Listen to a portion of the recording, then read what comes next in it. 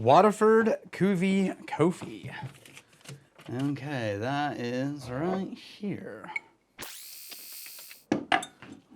Welcome to Unsolicited Whiskey Reviews, where I talk about a whiskey that was sent in unsolicited, and I'm going to review it anyway. We are doing these because periodically I'm still getting sent in things from brands, even though I email them and tell them, like, I can't necessarily do anything with this. But sometimes they're so cool and interesting and unique, I feel like we should talk about it because you would really enjoy it and benefit. And it's silly that it just sits in my office or sits in the vault. And so we talk about it anyway. So this, I'm gonna open it, we're gonna try it. I don't know anything about this. I'm gonna get my laptop out and together we're gonna do some Googling and figure out what this is. So how did I get this bottle? This is a bottle from Waterford Distillery, and it's called Koffi, Koffi. And what it says is, we've distilled all these different terroirs, hundreds of single farm barley. Now remember, Waterford, Rex and I visited ages ago. They literally are harvesting barley from a single farm at a time and then distilling a single farm at a time. One at a time, and then that goes into barrels one at a time. So in their barrel house is mostly single farm origin barrels. And then they take those and either do single farm origin releases or blends of the different farms. This one, 24 different farms from one harvest each, 6 years in a mix of French and American oak. And I know that because it's written on the back of the bottle. I want to go into these blind without a lot of prep. So that we can sort of experience that journey together. And the rest is marketing copy. Okay, now how did I get this bottle? One day I came to my office and there was a box from Waterford that had 3 bottles of whiskey and a handwritten note that said, hey, hope you enjoy these. Let's talk about how we can do more interesting things together. And I haven't replied, probably should. I really need to send them like at least thank you cards or something to these people. Because that's kind of cool, you know? And I know they hope they're gonna get a review on this channel. And look, hey, here they are. And that's why we're calling these episodes sponsored content episodes, because they didn't pay me money for this, but they sent me a bottle. So in my brain, that's now sponsored content. So first impressions. Ooh, bam, right out of the gates. This is a vanilla bomb with pipe tobacco. And there's something in there that's almost like hard candy caramel. This is an Irish distillery in Waterford, Ireland, down on the very, very tip on the coast, on Viking town, effectively. There is a almost burnt butterscotch. And maybe chocolate, like milk chocolate and cream. Berries and cream and peaches. It's got nothing in here that I would go like Irish whiskey in the sense of like the stereotypes of pot still Irish whiskey. And I think this is single malt, not pot still. So it's all malted barley.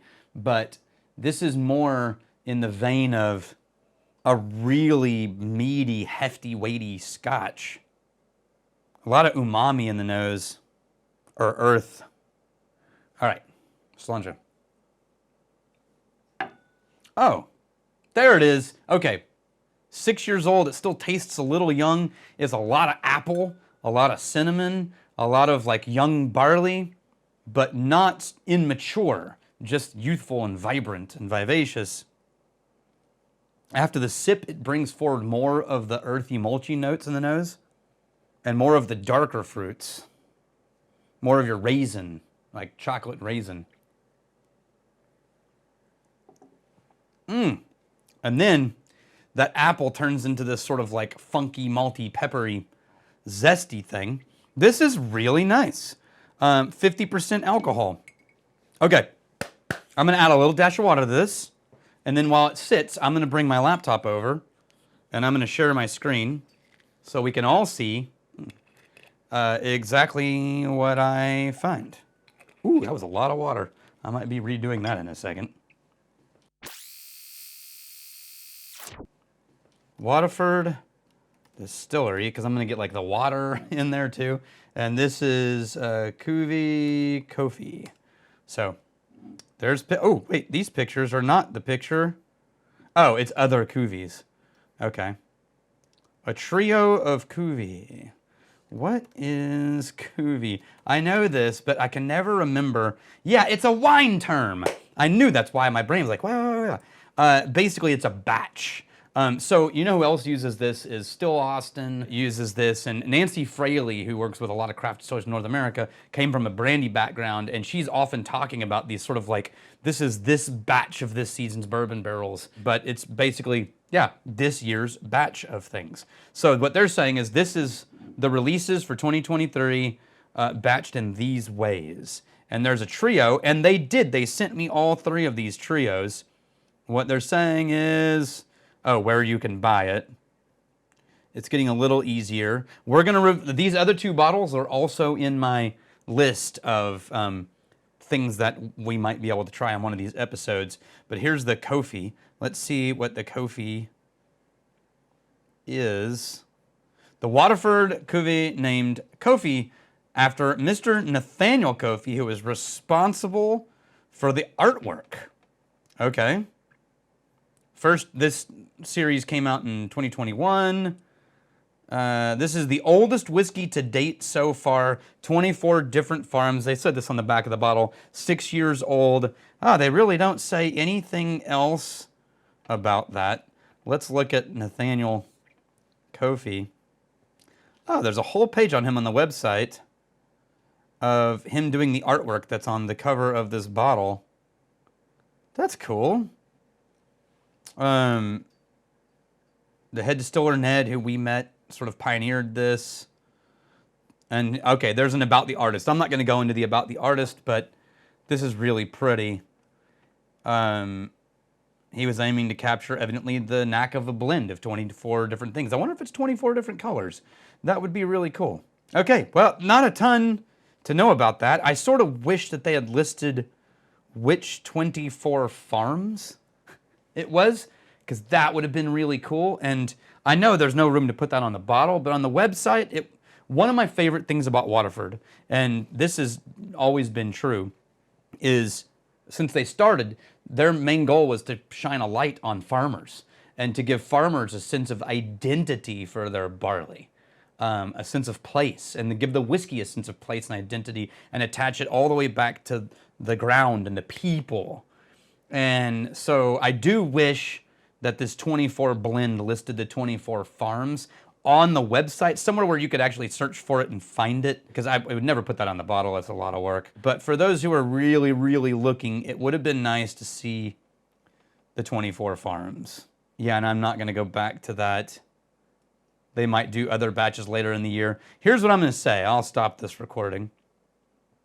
Here's what I am going to say about this, which is, I love what Waterford is doing. I'm a huge fan, and I'm not a fair and balanced reviewer of Waterford in the sense that, like, they paid for us to go there. We got to meet them. I really enjoyed them as human beings. That makes it hard for me to do anything other than say nice things about Waterford whiskey. But I do really like this one. And I was actually drinking Waterford yesterday with some friends in the vault, and we tried 3 or 4 other single farm ones that I hadn't got my hands on, and I like this better than all of those. This blend is a really well done blend. It's very balanced, it's very nuanced, got a lot of complexity. Let's see what it does with water.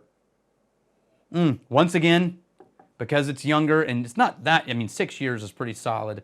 It softened all the sweetness, softened all the fruit, drummed up the earth and malt and fainty funk on the nose. And the palate got more earth, more umami, more peppery and zesty. A little softer mouthfeel, but not long. Without the water, I liked this one even better. Man, this is a trend right now. But it's a good whiskey. It's even a great whiskey. No idea what they're charging for it. We should look that up. Hang on a second. I'm not going to let you see this one because I'm just going to look at it. Okay, it looks like it's going to be somewhere in the $100 range plus, 100, 150. It's a little pricey.